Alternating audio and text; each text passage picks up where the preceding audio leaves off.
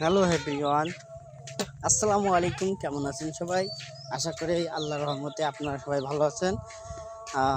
আমি বানাচ্ছি নতুন ব্লগ এমডি বিপ চ্যানেল থেকে। আমি মোহাম্মদ বিপ্লব ইসলাম। আপনারা দেখতেছেন আমাদের গ্রামের ভিউ, অনেক সুন্দর গ্রামের ভিউটা, মাশাআল্লাহ। আমাদের এখানে আলু লাগায়, ধান লাগায়, ভুট্টা লাগায়। আপনাদের ওদিকে কী কী লাগায় সেটা বলবেন। এখানে মরিচও লাগানো হয়। বুর ঘরে, দিদির ঘরে, দিদি हमारा दीदी रे। हाँ